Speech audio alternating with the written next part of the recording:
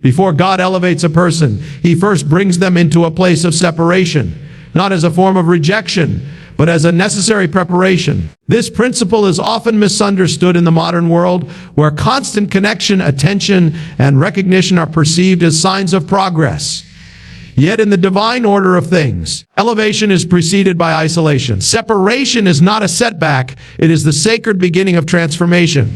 It is God's way of drawing you away from what is familiar, comfortable, and even celebrated, so that He can begin a deeper work that could never happen in the noise of the crowd. Separation is how God clears space for construction. Before He can build something new in you, He must tear down what no longer belongs.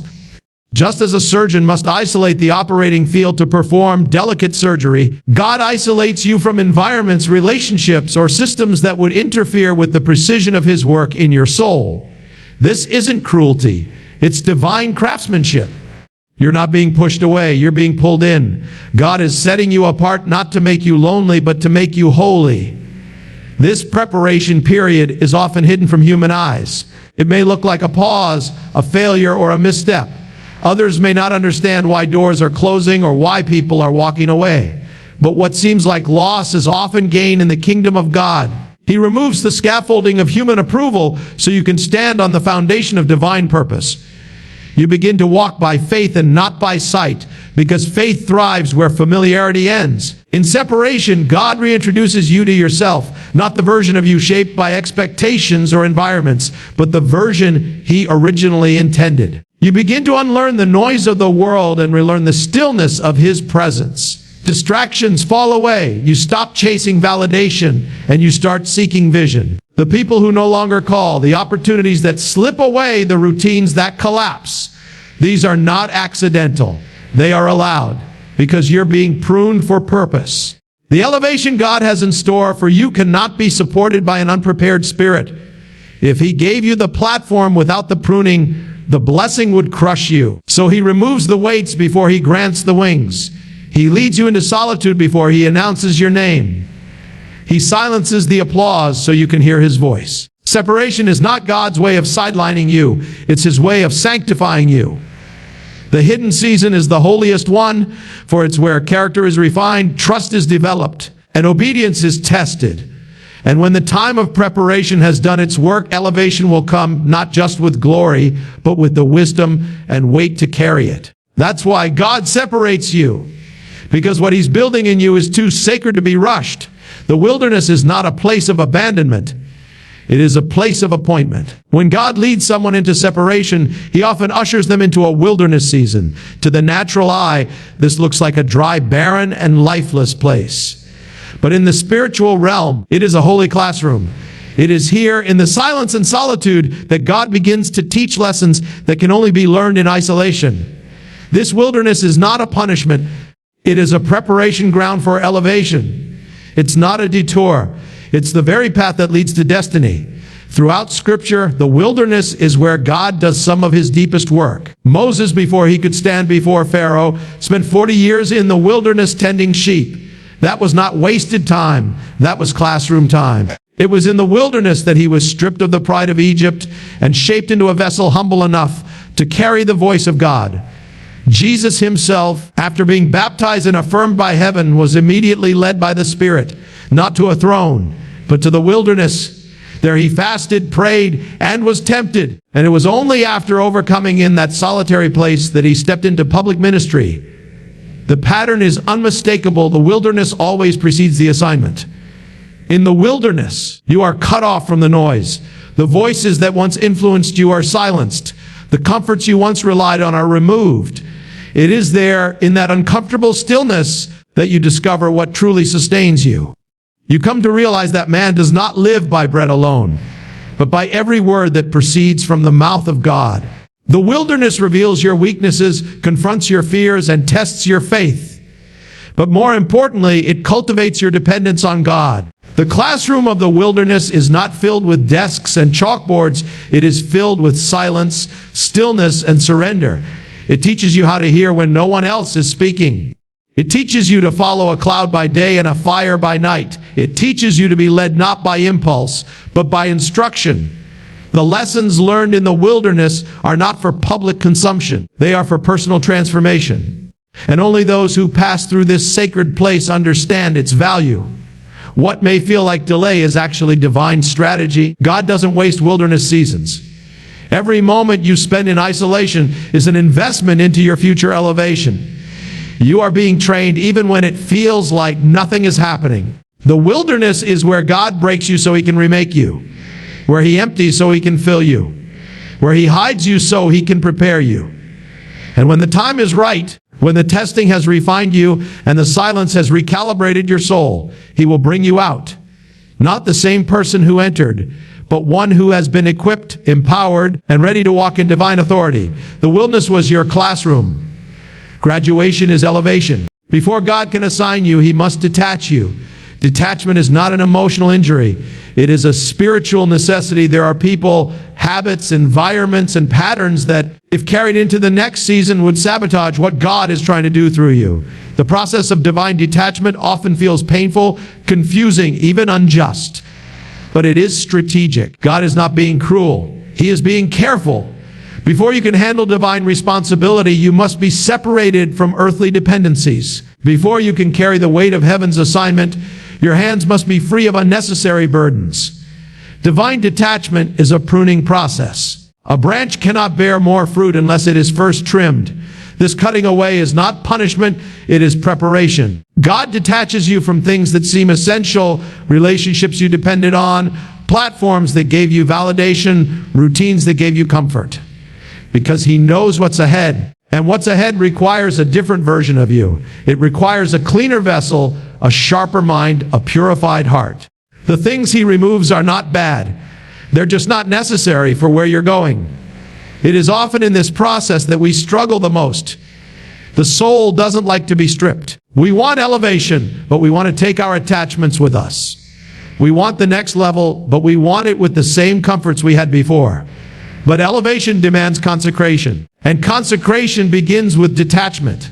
You cannot be fully set apart while still clinging to the things God told you to release. Abraham had to leave his father's house before he'd become the father of nations. Elisha had to burn his plow and leave his old life before he could walk in the prophet's mantle. Peter had to leave his fishing nets before he could become a fisher of men. Each elevation in Scripture is preceded by a moment of detachment, where something known had to be left behind so that something greater could be received. When God detaches you, it's because He wants to reassign your focus. What once occupied your time, energy, and identity is now stripped away so you can see more clearly. The pain of detachment is not the end. It is the space before clarity. It's the moment when your roots go deeper, when your spirit listens closer, when your eyes begin to see beyond the surface. And it is in that sacred detachment that God whispers His next instructions. The truth is, not everything or everyone can go with you into the future God has for you. Some things are seasonal. Some people were only meant to be scaffolding, temporary supports that must come down when the structure is ready to stand on its own. Detachment doesn't mean dishonor. It means discernment. It means trusting that God knows what you need and what you don't. So when things begin to fall away, don't panic. God is not subtracting. He is streamlining. You are being positioned for purpose. And the detachment you endure today is the open space where your assignment will unfold tomorrow. The pain of separation is not random. It is the echo of your calling. When you feel misunderstood, isolated, or even betrayed, it is often not because something is wrong with you, but because something deeper is being awakened within you. The ache you feel is not rejection. It is redirection. God is allowing discomfort because comfort can no longer carry the weight of your destiny. The calling on your life is not common, and so the path you must walk cannot be crowded. You are being called out, set apart, and separated, because what God has placed on your life demands a different process. When others walk away, it's not always because of failure. It's often because of favor. Your favor will attract opposition. Your potential will intimidate those who cannot understand it. And your calling will demand a cost that others are not willing to pay. So God allows separation to create space between you and what cannot walk with you any longer. Friends may fade, opportunities may vanish, and support may shrink. But this is not the absence of God, it is the strategy of heaven. You are being led, not left. Pain has always been part of the preparation. Look at the pattern. Joseph was rejected by his own brothers, sold into slavery, and falsely accused. Yet each painful moment was a necessary step toward the palace. David was hunted by the very king he served, forced to live in caves and wilderness. Yet through that suffering, his kingship was refined. Jesus himself was despised, forsaken, and crucified. Yet through that pain came the power of resurrection. The greater the calling, the deeper the cutting. And the deeper the cutting, the greater the capacity for glory. Your calling will cost you your comfort. It will cost you relationships that can't handle the weight of your purpose. It will cost you being liked by everyone, but it will give you something far greater: clarity, authority, and alignment with heaven. God is not interested in you fitting in. He is interested in you standing out. He is not shaping you for approval. He is shaping you for assignment. And that shaping requires solitude. The pain of separation is proof that God is doing something in you that can't be done in a crowd. The crowd will often cheer you for what you do, but God is concerned with who you become. And so He separates you. He removes the props. He pulls back the curtain. And in that sacred emptiness, He begins to fill you with the truth of who you really are. The pain becomes the passage through which your true identity is birthed. So don't curse the separation. Don't fear the loneliness. Don't resist the breaking, because what you're feeling is not the end. It's the beginning. You are not being destroyed. You are being defined. You are not being abandoned. You are being advanced. The pain is real, yes, but so is the promise. And when the time is right, the world will see what the pain was producing: a vessel ready for the weight of destiny. When God separates you, it is because He desires to reveal something to you that cannot be heard in the noise of the crowd. Elevation is not just about position, it is about perception. And before He can lift you up, He must tune your ears to heaven's frequency. This happens in solitude. When all other voices are silenced, when distractions are stripped away, and when familiar comforts are no longer available, the voice of God becomes unmistakably clear. It's not that He wasn't speaking before. It's that now, in separation, you are finally in a place to hear Him. Revelation precedes elevation, because without revelation, you may reach high places without understanding why you're there. Or worse, without knowing how to stay there. When God separates you, it's because there is something He must show you about Himself, about yourself, and about the assignment ahead. This revelation cannot be secondhand. It cannot come through another person's sermon or experience. It must come through the still, personal encounter in the hidden place. It's in that place where you move from borrowed faith to direct communion, where truth is no longer theory, but becomes reality written on the tablets of your heart. Think of Elijah. After a mighty display of power on Mount Carmel, he found himself alone in a cave, weary and confused. And it was not in the wind, the earthquake, or the fire that God spoke, but in the still, small voice. That whisper only becomes clear when all other noise is removed. That is what separation accomplishes. It doesn't just isolate you, it clarifies you. It sharpens your spiritual senses. What once seemed distant becomes intimate. What once was blurred becomes focused. What once was assumed becomes known. When revelation comes, it changes everything. It rewrites your priorities. It reshapes your prayers. It realigns your vision. It prepares you for elevation because it gives you the blueprint from heaven. You no longer strive for success as the world defines it. You pursue obedience to what has been revealed. Revelation keeps you grounded when promotion comes. It reminds you of the source when applause begins. It anchors you when storms arise. That is why God cannot elevate you without first revealing to you, because He values your foundation more than your platform. Revelation also exposes what must be corrected. In separation, God shows you the parts of yourself that need healing, humility, and transformation. It's not always comfortable, but it's always necessary, because what you refuse to see in private will destroy you in public. So God, in His mercy, reveals the hard truths while no one is watching, so you are not disqualified when everyone is. So when you're in that quiet place, that hidden place, don't resist it. Lean into it. Open your heart. Ask the hard questions. Listen for the whisper. Because what you receive in that place of separation will be the very thing that sustains you in the place of elevation. You're not just being set apart. You're being set in alignment with revelation. And once you've heard from God, no power on earth can silence what He has spoken. Faith is not forged in the spotlight. It is forged in the silence. When God separates you, He places you in a position where faith is not just a principle, but your only option. In those hidden seasons where prayers seem unanswered, support vanishes, and the future looks unclear, you are not being abandoned. You are being refined. The separation you experience is the furnace where faith is tested, stretched, and proven genuine. It's in this sacred forge that you learn how to stand not on what you feel, but on what He said. When everything familiar is taken away, you are left with a decision to trust what you see or to trust what you know to be true in God.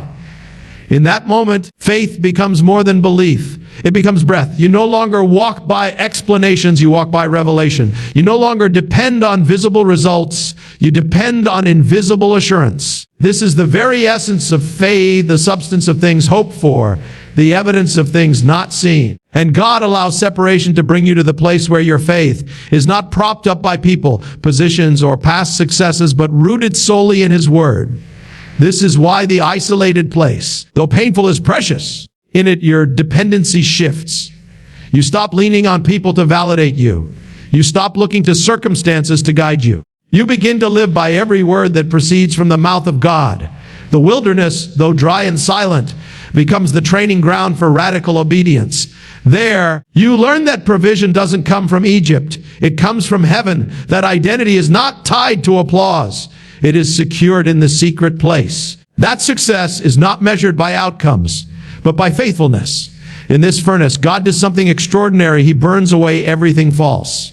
The false confidence, the false humility, the false motives. And what remains is a purified, unshakable trust that can carry the weight of the destiny ahead. You begin to see that the very things you thought were holding you together were actually holding you back. And in their absence, your spirit begins to rise, no longer anchored to earthly crutches, but soaring on the strength of unbreakable faith. Faith grown in separation prepares you for responsibility and elevation. Because when God lifts you up, not everyone will understand it. Not everyone will support it. Not every moment will feel victorious. But if your faith has been forged in the furnace, you won't need validation. You'll have conviction. You won't crumble under pressure. You'll stand under promise. You won't question your place. You'll walk confidently in what has already been spoken over you. So when God separates you and everything around you seems uncertain, lift your eyes. You are in the fire, yes, but you are not alone. The same God who called you in the light is standing with you in the dark. And when the fire has done its work, you will come out not weaker, but stronger, proven, purified, and prepared to carry the glory of the next level. God does not elevate merely to promote. He elevates to reveal His glory through sanctified vessels.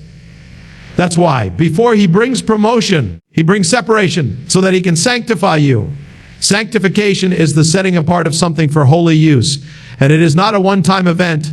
It is a continual process of purification, transformation, and alignment with the nature of God. When God separates you, He is not simply removing distractions. He is making you holy. He is calling you out of the common so that you can carry the uncommon. He is drawing you away from the polluted so that you can walk in purity of purpose. Elevation is not just about where you're going. It's about who you're becoming. God is not just preparing a stage, He's preparing your soul. Many want the platform, but few are willing to endure the purification that qualifies them to stand on it. The higher the calling, the deeper the cleansing. God will not put His glory on a foundation that is cracked with compromise. That's why sanctification must come before elevation. The weight of spiritual authority is too heavy for unprepared hearts. So He separates you, so He can sanctify every part of you. Your motives, your mind, your desires, your habits. In the season of sanctification, God shines light on things you didn't know were there. Pride you thought you'd conquered resurfaces. Insecurities you buried rise to the surface. Impure motives are exposed. But this is not condemnation, it is correction. It is God in His mercy showing you what must be healed before it can be elevated. He is not trying to shame you. He is trying to cleanse you. He is not trying to delay you. He is trying to protect you. Because what you ignore in the private place will collapse you in the public one. Sanctification is not about behavior modification. It's about heart transformation. God does not just want your actions to look holy. He wants your desires to be holy. He doesn't want to elevate a version of you that knows how to perform righteousness. He wants to raise a version of you that lives in righteousness. This means dying to self. It means surrendering not just the visible sins, but the hidden ones, the silent judgments, the unspoken fears, the unchecked pride. And this process often takes place away from the crowd. It happens in the quiet places, in the private struggles, in the unseen tears. But what God does in those moments is what will sustain you in the spotlight.